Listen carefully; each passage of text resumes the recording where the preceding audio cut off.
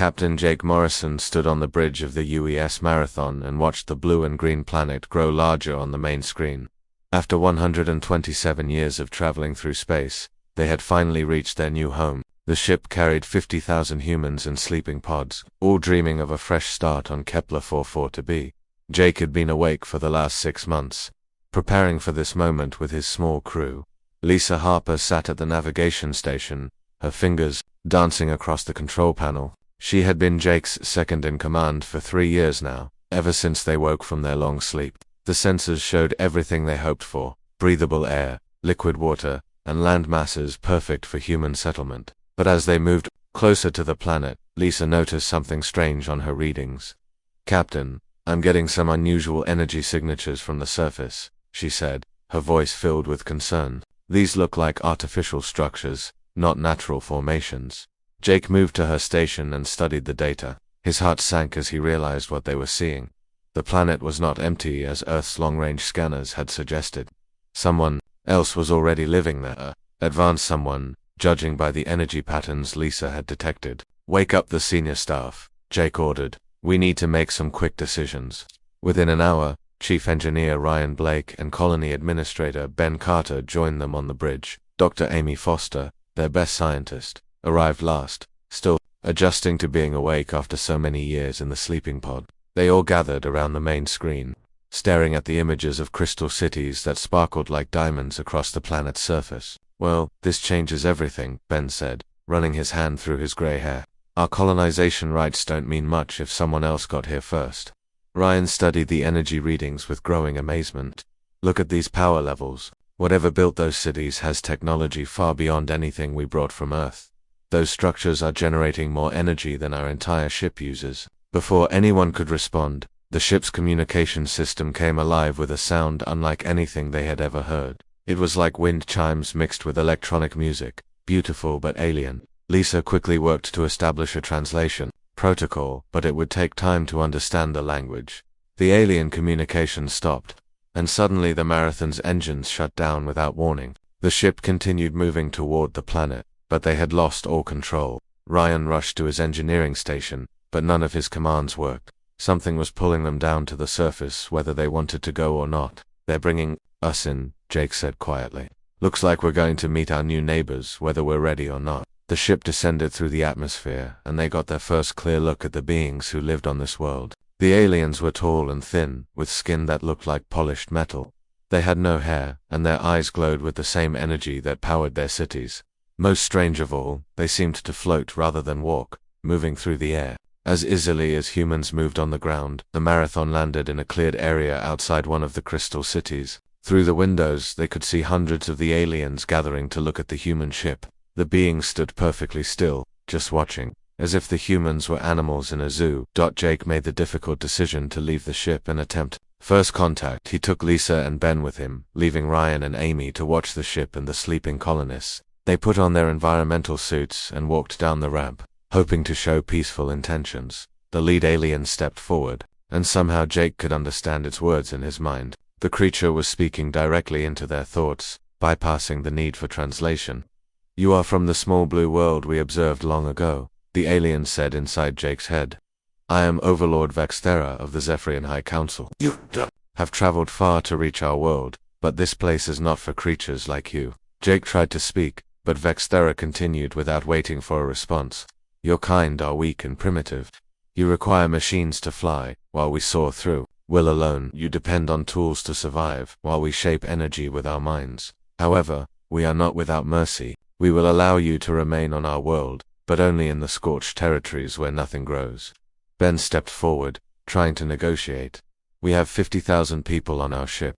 They need good land to build homes and grow food. Surely, we can find some arrangement that works for both our peoples." Vexthera's glowing eyes grew brighter, and Ben stumbled backward as if pushed by an invisible force. "You will take what we give you and be grateful for our kindness. Many on the High Council wanted to destroy your ship before it landed. The scorched territories are harsh, but if your species is truly capable of survival, you will adapt. If not, you will die, and the problem will solve itself."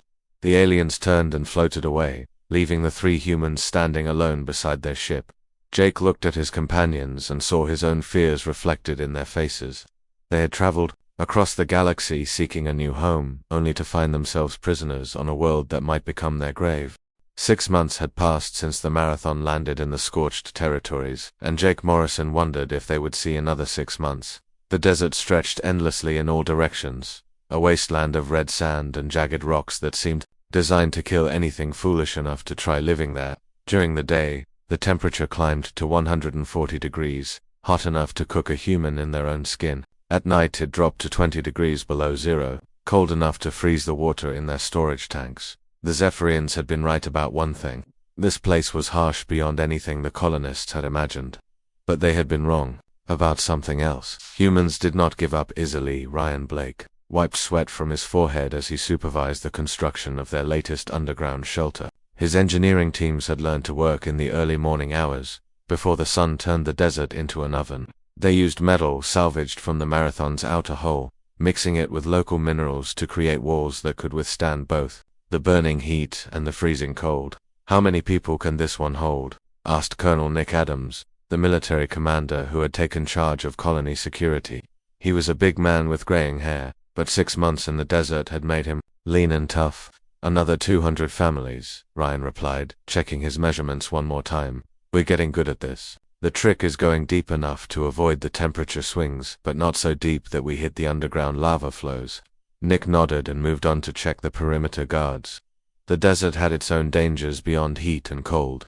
Strange creatures lived in the rocks and sand, most of them poisonous or aggressive. His soldiers had learned to hunt them for food, since the supplies from Earth would not last forever.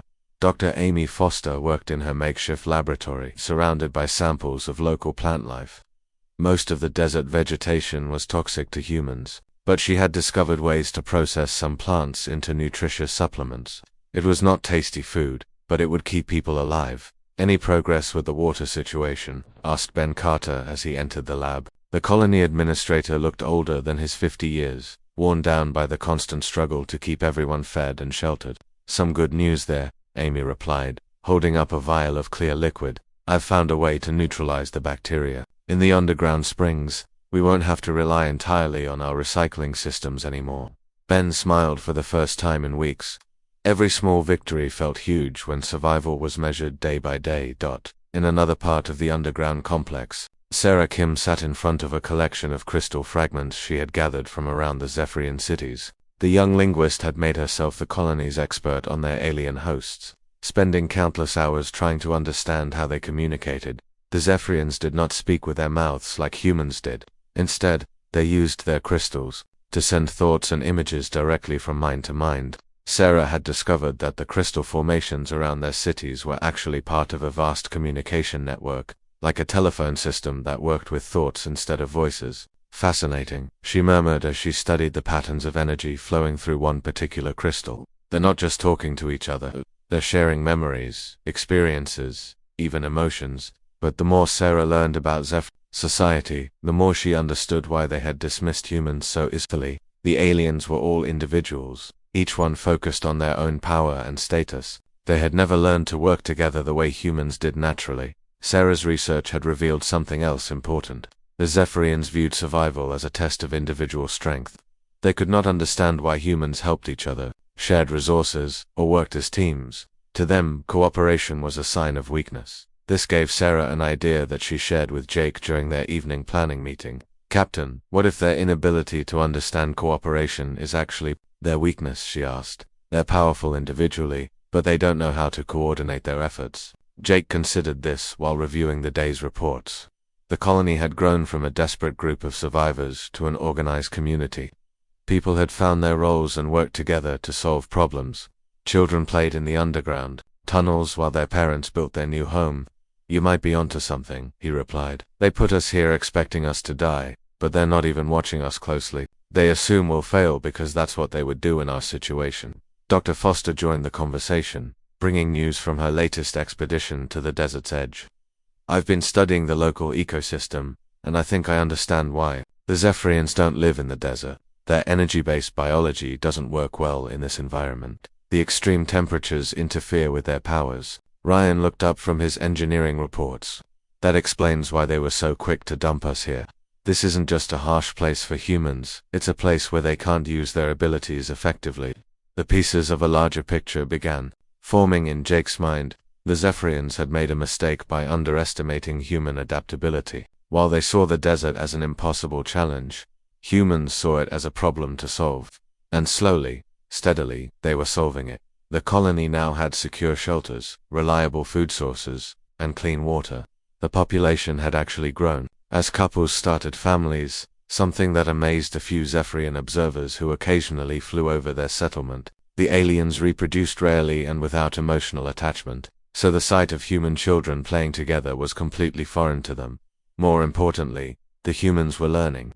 Every day brought new discoveries about the planet, its resources, and its current inhabitants, knowledge that might prove useful if the situation changed. As Jake walked through the underground community that night, he felt something he had not experienced since landing Hope. The scorched territories had been meant as their grave, but instead they had become their training ground. Humans were getting stronger while their captors remained ignorant of what was happening in the desert. The Zephyrians had expected them to die within months. Instead, they were building something that might last for generations. And if the aliens continued to ignore them, they might build something even more significant than mere survival. 2 years had passed since the humans first set foot in the scorched territories, and their underground city had grown beyond anything the Zephyrians thought possible.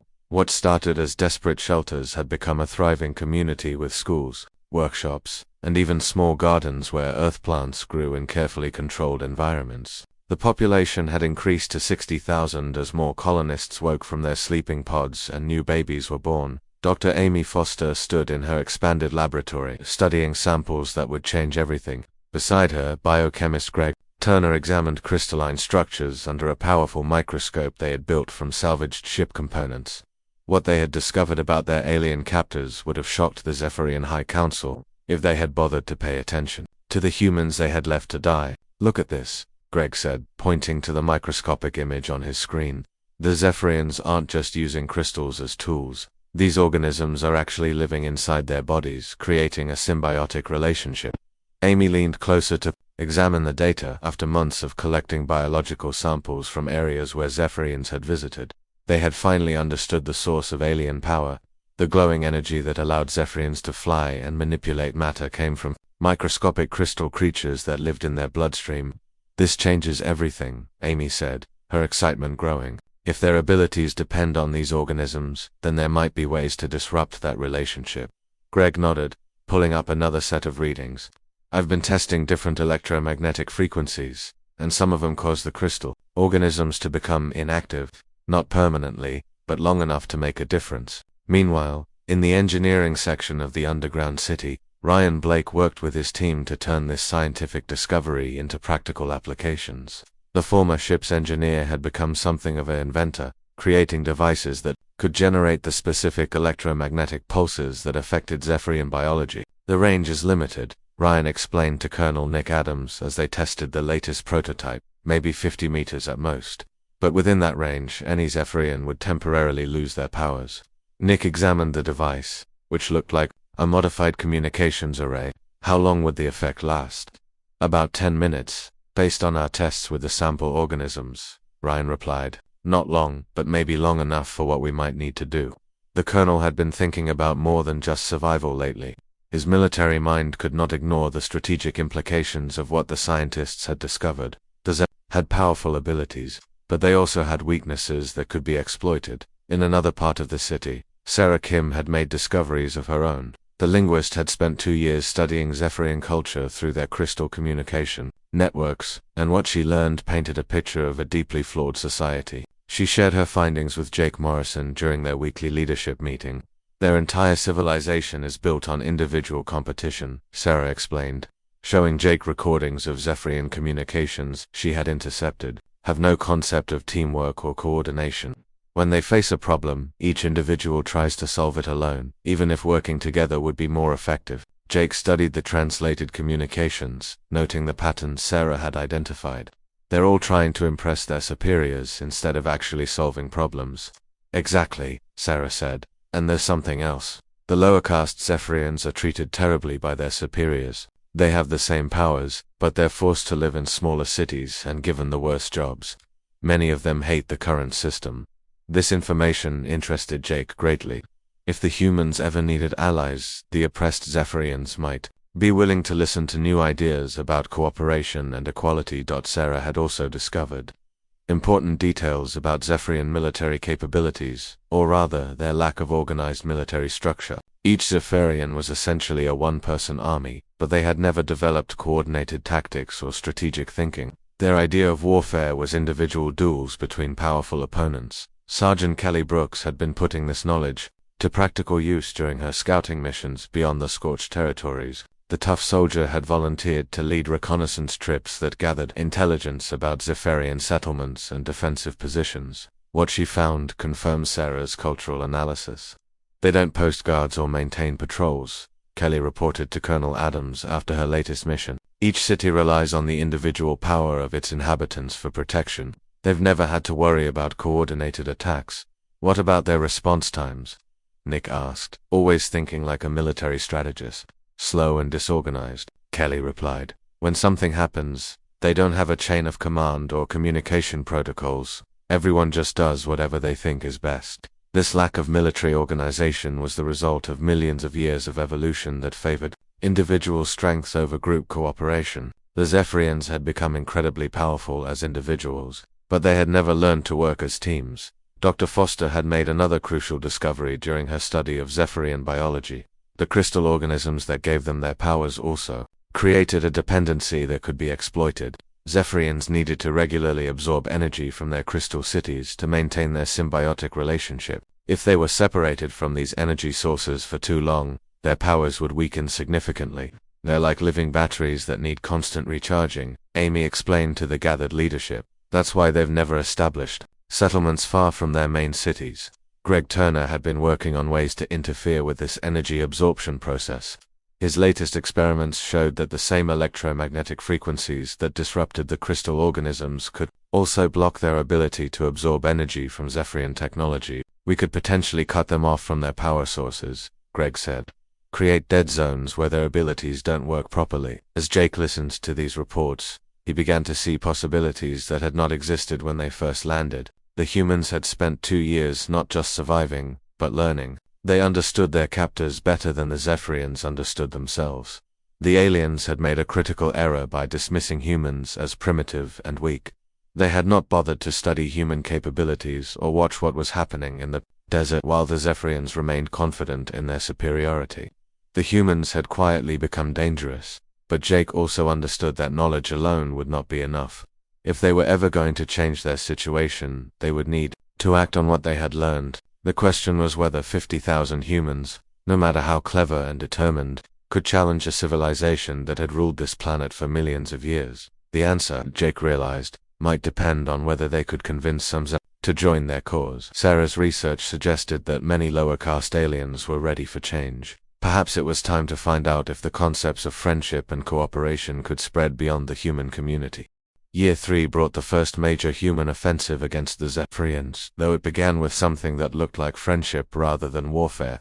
Jake Morrison stood at the edge of the scorched territories, watching a young Zephyrian approach their settlement. The alien moved slowly, without the usual arrogant floating that characterized her species. Her crystal-like skin was dull and cracked, suggesting she had been away from the energy sources of her city for days.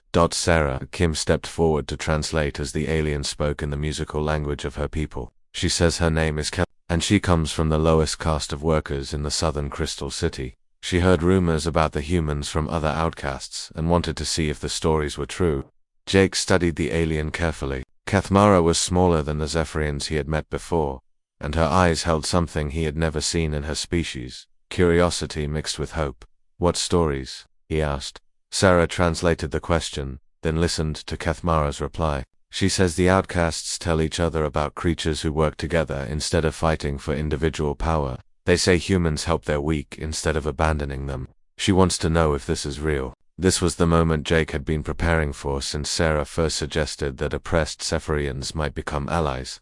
He gestured for Kathmara to follow him into the underground city, where she would see human cooperation in action. Aliens' reaction to the human settlement was everything Jake had hoped for. Kathmara stared in amazement as she watched human children playing together while their parents worked side by side on community projects. She had never seen beings voluntarily sharing resources or helping each other without expecting something in return. Dr. Amy Foster showed Kathmara the medical facility where human doctors treated both humans and the few other aliens who had found their way to the settlement. Greg Turner demonstrated how human engineers shared their knowledge freely, teaching skills to anyone who wanted to learn. Most importantly, Ben Carter explained how their government worked, with leaders chosen by the community rather than forcing their way to power through individual strength. She wants to stay, Sarah translated after Kathmara spoke at length about what she had seen. She says this is the first place she has ever felt welcome. Jake made the decision that would change everything. Tell her she can stay as long as she wants, and tell her that any others like her are welcome to. Word spread quickly through the networks of oppressed Zephyrians. Within weeks, dozens of outcasts had made the dangerous journey to the human settlement. Each one brought valuable information about Zephyrian society, technology, and military capabilities. More importantly, they brought confirmation that the rigid hierarchy of Zephyrian civilization was creating its own enemies. Colonel Nick Adams used this intelligence to plan the first coordinated strikes against Zephyrian outposts. The targets were carefully chosen, isolated facilities that relied on small numbers of individual defenders rather than organized security forces. The humans would use their new electromagnetic pulse weapons to temporarily disable Zephyrian powers, then overwhelm them with coordinated team tactics. Ryan Blake had perfected the EMP devices based on their research into Zephyrian biology. The weapons were built into portable units that could be carried by soldiers and deployed quickly in combat situations. More importantly, he had figured out how to create larger versions that could disable entire groups of Zephyrians at once. The key is timing, Ryan explained to the assault teams during their final briefing. The effect only lasts about 10 minutes, so we need to move fast once we activate the devices. Sergeant Kelly Brooks led the first attack on a Zephyrian mining facility at the edge of their territory. Her team consisted of 20 human soldiers working in perfect coordination, something the 5 Zephyrian defenders had never encountered before. When the EMP device activated, the aliens suddenly found themselves unable to fly or manipulate energy, leaving them helpless against trained human soldiers who fought as a unit. The attack was over in less than 5 minutes. The Zephyrians were captured alive and unharmed, but their facility and its valuable equipment were now under human control. More importantly, the humans had proven that their alien captors could be defeated. Similar strikes followed across the planet as Colonel Adams implemented a guerrilla warfare strategy that the individualistic Zephyrians could not counter. Human forces would appear suddenly, strike with overwhelming coordination, and disappear into their underground tunnel networks before reinforcements could arrive. The Zephyrians had no experience dealing with enemies who fought as teams. Their usual response to threats was to send their most powerful individuals to challenge the attackers to single combat. But humans refused to play by those rules, instead using pack tactics that confused and frustrated the aliens. Dr. Foster's team had developed biological agents that could temporarily disrupt the symbiotic relationship between Zephyrians and their crystal organisms. These weapons were used sparingly and only when necessary, creating windows of vulnerability that human forces exploited with devastating effectiveness. The psychological impact of these defeats was even more significant than the military victories. For millions of years, no one had successfully challenged Zephyrian power. The idea that primitive aliens could outfight them was incomprehensible to most of the High Council. Overlord Vexera called emergency meetings to address the growing human threat, but the Zephyrian response was hampered by their own cultural limitations. Each council member wanted to prove their individual superiority by personally defeating the humans. None of them suggested working together to coordinate their efforts. Meanwhile, Jake Morrison was building something that the Zephyrians could not understand or counter: a genuine alliance between different species. The refugee Zephyrians who had joined the human community were not treated as servants or second-class citizens. They were given equal rights and responsibilities, something that shocked them after lifetimes of oppression. Kathmara had become one of Jake's most trusted advisors, helping him understand how to approach other oppressed aliens. Her knowledge of Zephyrian psychology proved invaluable in planning both military operations and diplomatic initiatives. The middle caste workers are becoming restless, she reported during one planning session. They see how the outcasts are treated in your community, and they want the same respect and freedom. This gave Jake an idea for expanding their influence beyond military victories. Human diplomatic teams began making contact with middle-caste Zephyrians, offering them something their own society never could: a chance to be valued for their contributions rather than their individual power. The response was overwhelming. Thousands of Zephyrians began secretly supporting the human cause, providing intelligence and resources that made military operations even more effective. Some even sabotaged their own cities' defenses, creating opportunities for human forces to strike. By the end of Year 3, the humans controlled significant territory beyond the Scorched territories. Their underground cities had expanded into a network that connected multiple regions of the planet. Most importantly, they had proven that cooperation and friendship were more powerful than individual strength and domination. The Zephyrian High Council was beginning to realize that they faced an enemy unlike anything they had ever encountered. These humans did not fight for territory or resources or personal glory. They fought for ideas, equality, cooperation, and freedom that could spread like wildfire through the oppressed populations of Zephyrian society. What had started as a simple survival struggle was becoming a revolution that would reshape the entire planet. By Year 5, the balance of power on the planet had shifted dramatically. Jake Morrison stood in the command center of New Terra City, the sprawling underground metropolis that had become the capital of human territory. Maps on the walls showed areas marked in blue for human control, and those blue zones now covered 60% of the planet's surface. The red zones marking Zephyrian territory grew smaller each month. Lisa Harper, now promoted to Admiral, studied fleet movements on her tactical display. The humans had learned to combine their engineering skills with captured Zephyrian energy technology, creating hybrid ships that were more effective than anything either species had built alone. Her forces were preparing for the final assault on Zethmara, the crystalline capital city where Overlord Vexera still clung to power. Their defensive positions are crumbling, Lisa reported to the assembled leadership. 3 more middle-caste cities declared for us this week. The Zephyrians are losing support faster than they can organize resistance. The transformation had been remarkable to witness. What started as a desperate human struggle for survival had become a planet-wide movement for freedom and equality. Oppressed Zephyrians had flocked to join the human cause, not because they were conquered, but because they were offered something they had never experienced: genuine friendship and respect. President Morrison, as Jake was now known, had established the New Terra Republic with a constitution that guaranteed rights for all sentient beings, regardless of species or origin. The document had been written by humans and Zephyrians working together, creating laws that neither species could have developed alone. Ben Carter, serving as Secretary of Integration, managed the complex process of bringing former Zephyrian territories into the new republic. The work was challenging because it required overturning millions of years of hierarchical tradition, but the results were extraordinary. Cities that had been divided by rigid caste systems were becoming diverse communities, where individuals were valued for their contributions rather than their birth circumstances. Production is up 40% in the converted territories, Ben reported during the morning briefing. When you give people a stake in their own success, they work harder than any forced labor system ever achieved. The economic transformation was as dramatic as the military victories. Human concepts of trade, cooperation, and shared prosperity had revolutionized Zephyrian society. Cities that joined the Republic experienced immediate improvements in living standards, technological advancement, and social mobility. Dr. Amy Foster had become the Republic's Minister of Science, overseeing research programs that combined human curiosity with Zephyrian energy manipulation abilities. The joint projects had produced breakthrough technologies that surpassed anything either species had developed independently. "We've solved the energy storage problem," Amy announced proudly. "By combining human battery technology with Zephyrian crystal systems, we can now power entire cities with compact, efficient sources."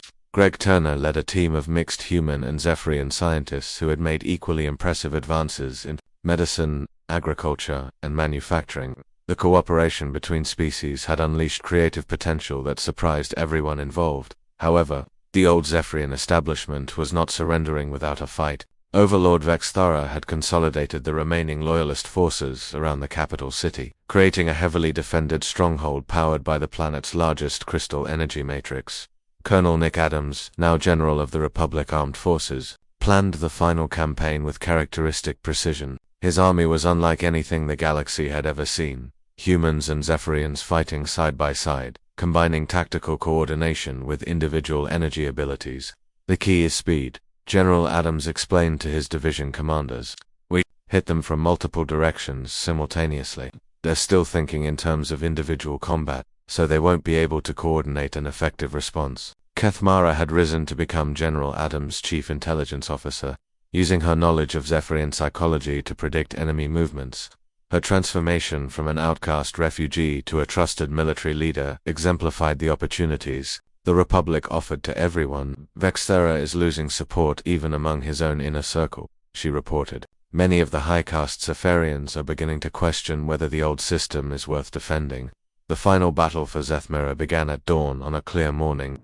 Admiral Harper's hybrid fleet approached from 3 directions, while General Adams' ground forces emerged from hidden tunnels throughout the city. The attack demonstrated everything that made the human-led alliance so effective. Zephyrian defenders found themselves facing coordinated squadrons of human pilots who fought as teams, supporting each other and covering weaknesses. The aliens' individual power was impressive, but they could not match the tactical efficiency of forces that had trained together and trusted each other completely. On the ground, mixed units of humans and allied Zephyrians used combined tactics that confused the defenders. Human soldiers would create electromagnetic dead zones where Zephyrian powers failed, while allied aliens used their abilities to support human advances.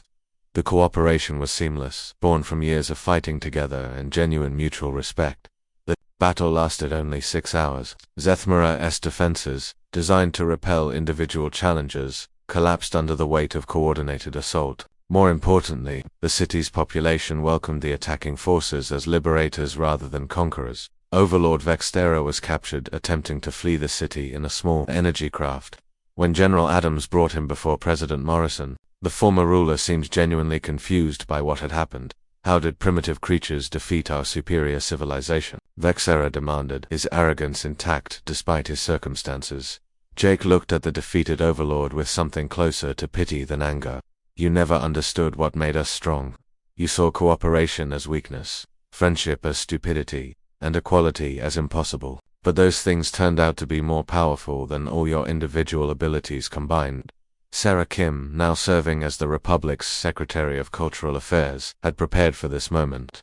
She explained to Vexthera how the humans had succeeded. By doing something Zephyrians had never learned, they had made their enemies into friends. Your own people joined us because we offered them what your system never could, Sarah said. Respect, opportunity, and the chance to be part of something bigger than themselves. The war was over, but Jake knew the real work was just beginning. The new Terra Republic now controlled an entire planet, with a population that included 2 million humans and 800,000 Zephyrians of all castes. Building a lasting peace would require continuing the same principles that had won the war: cooperation, inclusion, and mutual respect. Standing in the crystal gardens of the former capital city, watching human and Zephyrian children play together, while their parents worked side by side on reconstruction projects, Jake reflected on the journey that had brought them here. They had come to this world as desperate refugees, expected to die in a hostile desert. Instead, they had built something better than either species had achieved alone. The galaxy had not expected humans to survive their first contact with advanced aliens. No one had imagined they would end up running the planet. But then again, no one had understood the true power of the human spirit, the ability to turn any challenge into an opportunity and any enemy into a friend. 5 years after the human landing, New Terra had become the most prosperous world in this sector of the galaxy. President Jake Morrison stood on the observation deck of the planetary capital, looking out over a city that perfectly embodied the transformation they had achieved. Crystal spires built by Zephyrian technology rose alongside steel and concrete structures of human design, while parks and gardens created by both species provided green spaces where families from different worlds could enjoy peaceful afternoons. Together, the war had ended not with human conquest, but with the complete collapse of the old Zephyrian system from within, unable to adapt their rigid individualism to coordinated resistance. The High Council had fragmented into competing factions that exhausted themselves fighting each other, while their populations joined the growing Republic. Admiral Lisa Harper commanded a space fleet that had gained respect throughout nearby star systems. Ships arrived daily from other worlds, carrying refugees from conflicts elsewhere, and traders seeking the advanced technology that human Zephyrian cooperation had produced. The hybrid vessels that combined human engineering with alien energy systems were the most advanced spacecraft anyone had ever seen. Another convoy from the Rigel system, Lisa reported during the morning briefing. They're requesting permission to establish a permanent trade station in orbit. The economic success of New Terra was drawing attention from across the galaxy. The combination of human innovation with Zephyrian power had created technologies that both species could never have developed alone. Manufacturing, agriculture, and energy production had all been revolutionized by the collaborative approach. Dr. Amy Foster, now the Republic's chief scientist, oversaw research programs that were pushing the boundaries of what was possible. Human curiosity and systematic thinking combined with Zephyrian energy manipulation had solved problems that had puzzled scientists for generations. We've successfully tested the new terraforming technology, Amy announced proudly. We can now transform hostile environments into habitable worlds in a fraction of the time it used to take. The implications were staggering. If the Republic could export their terraforming capabilities, they could help other species establish colonies and escape overpopulated or damaged homeworlds. It was exactly the kind of cooperative solution that defined the human approach to galactic politics. General Nick Adams commanded military forces that were unlike anything the galaxy had ever seen. The integrated army of humans and Zephyrians had become a model for other multi-species alliances. Their reputation for protecting the weak and defending democratic principles had made them the preferred peacekeeping force for several neighboring systems. The Centauri Confederation has requested our assistance with their border dispute, General Adams reported. They specifically asked for our integrated units, saying single-species forces haven't been able to resolve the conflict. The military success of the Republic came from the same principles that had won the war against the old Zephyrian system. Units that combined human tactical thinking with alien abilities were more effective than traditional forces, but more importantly, they fought for ideals that inspired others to join their cause rather than simply flee from their power. Sarah Kim had become the Republic's most successful diplomat, using her understanding of different cultures to build alliances across the galaxy. Her ability to help other species discover the benefits of cooperation had made her famous throughout the sector. We have formal requests for membership from 6 different worlds, Sarah reported. They want to join the Republic and adopt our constitutional system. The growth was remarkable but also challenging. Each new member species brought their own traditions, technologies, and problems. Creating a government that could represent the interests of radically different beings required constant adaptation and compromise. Ben Carter, as Secretary of Integration, managed the complex process of helping new members adjust to Republic principles. The work required patience and creativity, but the results were consistently positive. Species that had been trapped in authoritarian systems or destructive conflicts found new opportunities for growth and prosperity within the Republic. Kethmara had risen to become one of the Republic's most respected leaders, serving as Secretary of Justice and helping to ensure that the principles of equality and cooperation were applied fairly to all citizens. Her transformation from outcast refugee to government official demonstrated the opportunities the new system offered to everyone. The refugee resettlement program has exceeded all expectations, Kethmara reported. We've successfully integrated populations from 12 different species, and satisfaction surveys show that 94% of new citizens are happy with their decision to join us. The success was particularly meaningful because it proved that the human approach to diversity and inclusion could work on a galactic scale. Species that had been enemies for generations were learning to live and work together as equals. The arrival of another human colony ship provided the perfect symbol of how much had changed. The Youth Horizon carried refugees from Earth's deteriorating conditions, hoping to find safety and opportunity among the stars. Captain Morrison, now graying but still vigorous, personally welcomed them to a world that had exceeded their wildest dreams. When we left Earth, we were running from a dying planet, Jake told the new arrivals during their orientation ceremony. What we found here was something better than we could have imagined. Not just a new home, but a new way of living that brings out the best in everyone. The refugees stared in amazement at the integrated cities where humans and aliens worked, side by side as equals. Children from different species played together in schools that taught cooperation and mutual respect. Adults pursued careers based on their interests and abilities rather than their biological origins or social status. Dr. Forster took the new arrivals on tours of the research facilities where breakthrough discoveries happened daily. Human scientists worked alongside Zephyrian energy specialists and researchers from a dozen other species, sharing knowledge freely and building on each other's ideas. "This is what we can accomplish when we work together," Amy explained to a group of visiting scientists. "None of our species could have achieved these advances alone.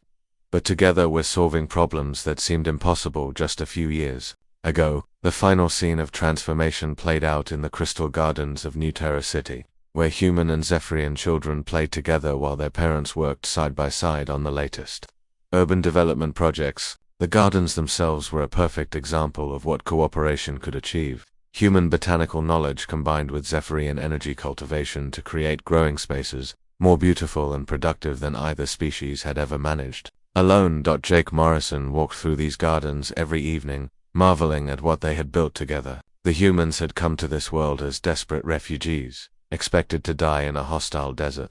Instead, they had discovered something more valuable than mere survival: the power to transform conflict into cooperation and enemies into friends.